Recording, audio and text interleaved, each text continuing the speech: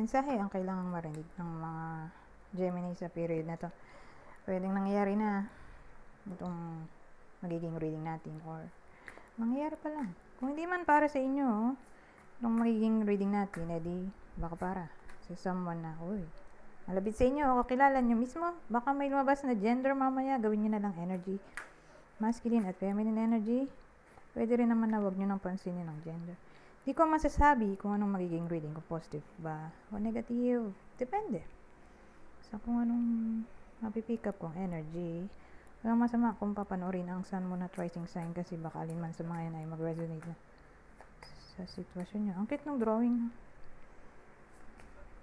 Takit na kit ako dito.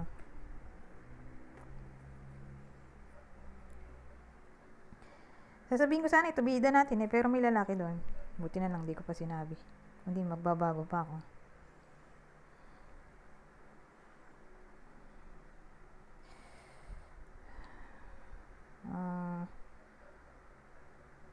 Ito ay sun. Queen of Cups. Ito.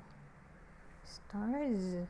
Saka lalaki nga. So again, ang bidan natin ay lalaki. Pwedeng kayo mismo to, person nyo, or anyone na malapit sa inyo. Basta lalaki. Maganda naman. Lahat-lahat.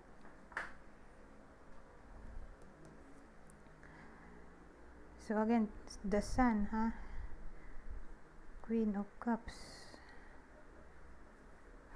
Starman. Anong topic natin dito?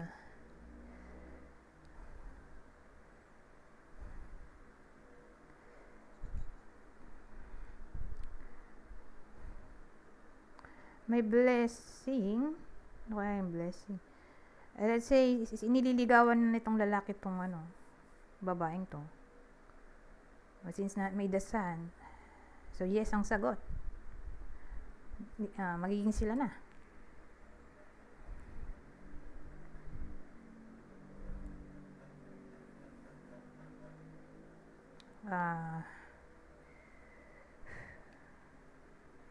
Let's say, partner niya na talaga to. Mag-partner na sila. Pero ito bida natin. Mukhang loyal naman yung babae sa kanya. Sa period na to.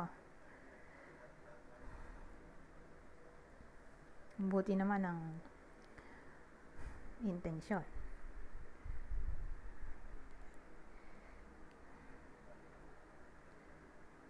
So sa period na to, kung partner niya talaga to, di nurturing yung partner, caring, generous, masayahin.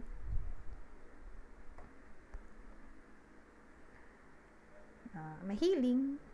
Dahil nandito tong the star. Or baka may wish na magkatotoo. Or baka yun ang wish, reconciliation. Pwede rin naman dito.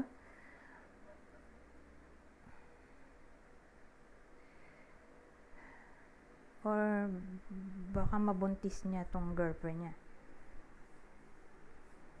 Or baka sabihin ng girlfriend niya dito sa lalaki na buntis na siya. Pwede rin.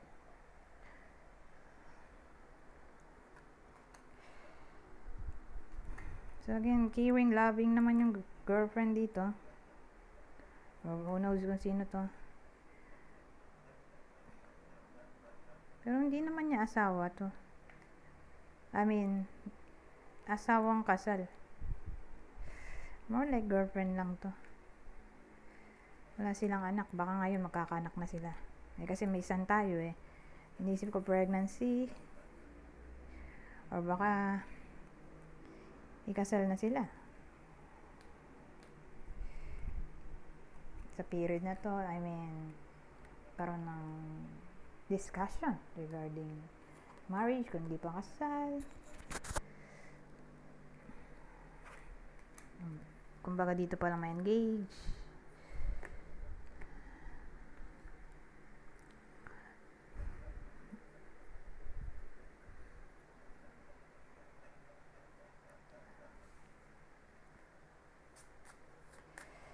Eto, yan natin.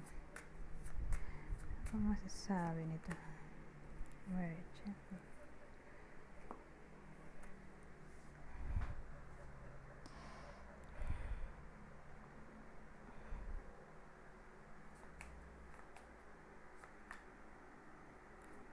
Ano kaya to?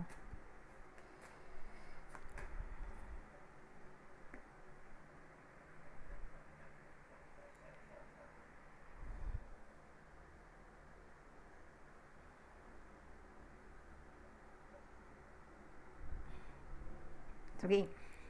Meron tayong doktor, merchant,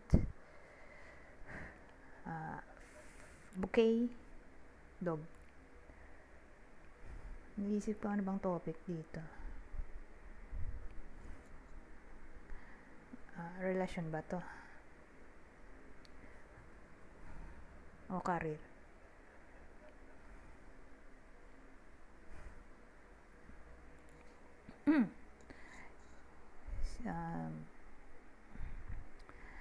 Work.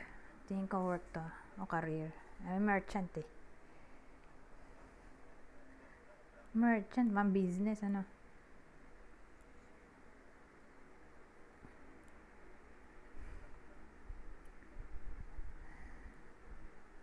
Inisip ko yun na yung good news dito.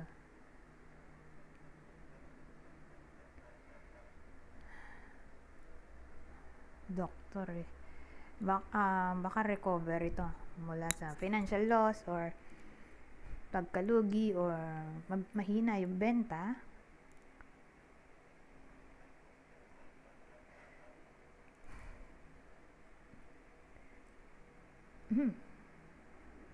So when the team,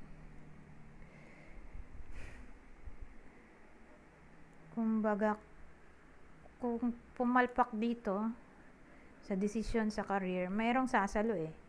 May someone na tawag doon, handang bumack up. Kung mag-fail, may backup eh. May someone magbaback up. Ganun dating.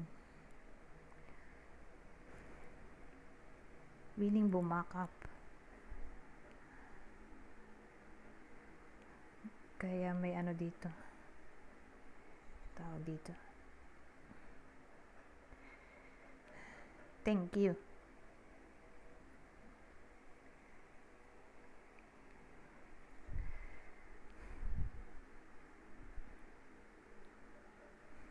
So, ganun dating sa akin. Whether nangyayari na to, mangyayari pa lang. Kasi di naman lalabas yung doktor kung walang problema yung pasyente, di ba? So, ganun dating sa akin. More like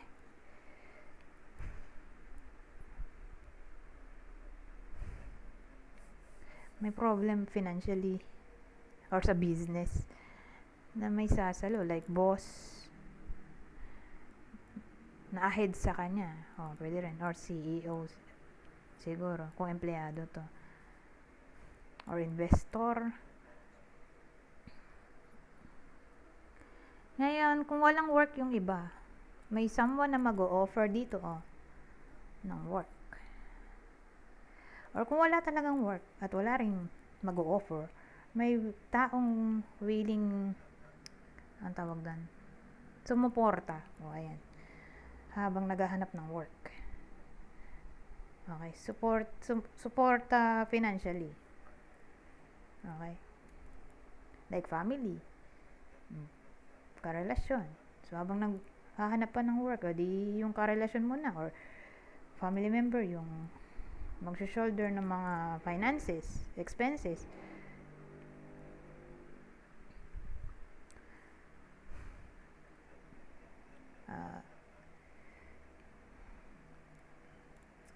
Ano pa ba to?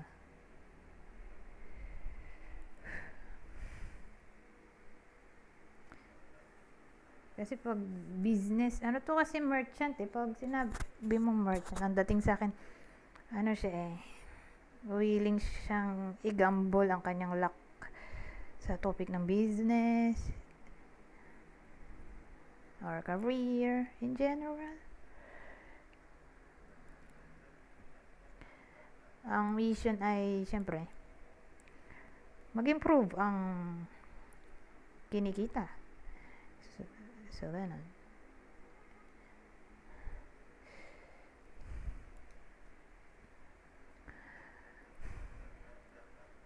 Anyways, ewan ko may makaka-relate ba dito, pero parang business to.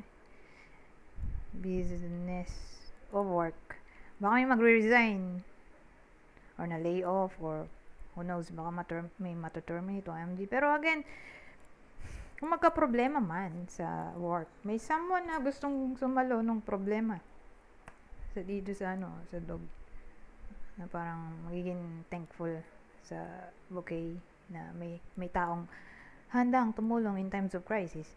Yan papasok yung loyal friends, loyal family members, loyal partner. Ngayon, dito tayo mag-e-end sa deck na to. Babasahin ko na lang, okay? Para mabilis. Kunin nyo lang yung mensahe na sa tingin nyo ay fit sa sitwasyon nyo. General advice at prediction na to sa period na to. Okay? Tarot cards din to. Pero, may siya, tawag dito. Message. Maganda naman siya gamitin kasi gentle yung mensahe. Kahit negative yung card, maganda pa rin yung mensahe niya. Hindi ka, ma-alarma or mag-worry.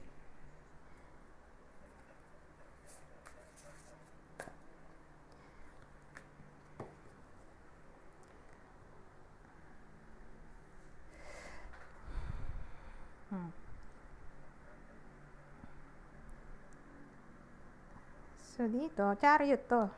Okay? Sa gitna natin. Chariot. So, sabi dito, be open to success.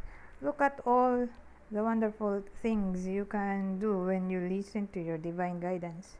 You've balanced so many different priorities and have come out a winner. There will be a lot of recognition and praise headed your way, but don't be shy.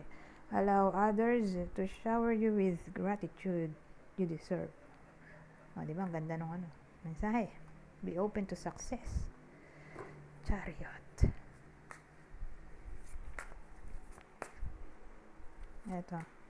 Ito na sinasabi ko sa inyo. Negative card, pero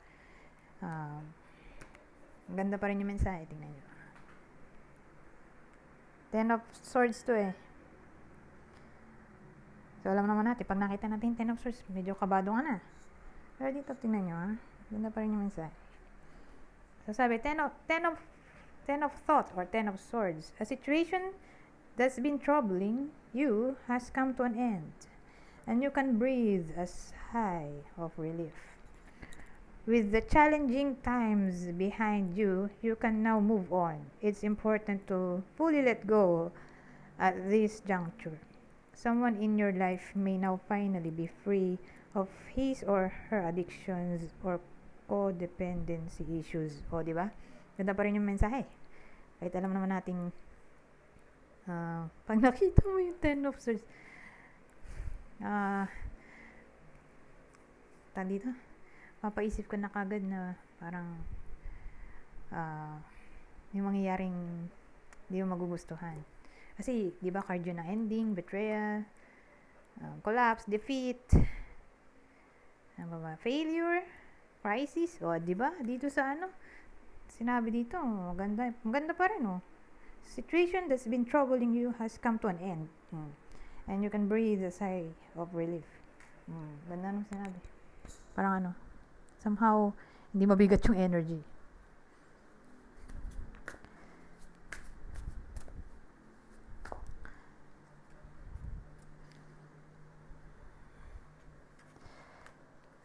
Eto. So, dito naman, kaya wala na pala yung ilaw. Ayun, nalobat na. Sandali. Nalobat ng ilaw ko.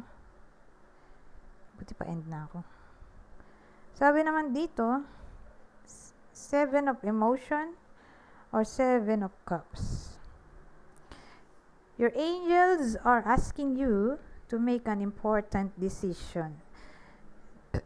Decisions that you've been putting off. it's likely you know which choice you should make, but you're procrastinating so you don't upset someone else. Ask heaven for guidance and then make the choice that celebrates who you truly are. Oh, Seven of Cups yan, oh. Ang ganda pa rin ng sinabi. Kasi di ba alam naman natin, Seven of Cups ay confusion. Pero maganda rin naman yung wishful thinking. Other options din meaning nito. Pero, again, at confusion, sabi ko rin ba yun? Fantasizing, daydreaming. Pero maganda pa rin yung sinabi dito. Oh. Although medyo negative, depende. Pero sabi dito, it's likely you know, it's likely you know which choice you should make, but you're procrastinating so you don't upset someone else. Kumbaga, ganda pa rin yung explanation niya. Sabi dito, ask heaven for guidance and then make the choice that celebrates who you truly are. Anyways, hanggang dito na lang. Goodbye. For now.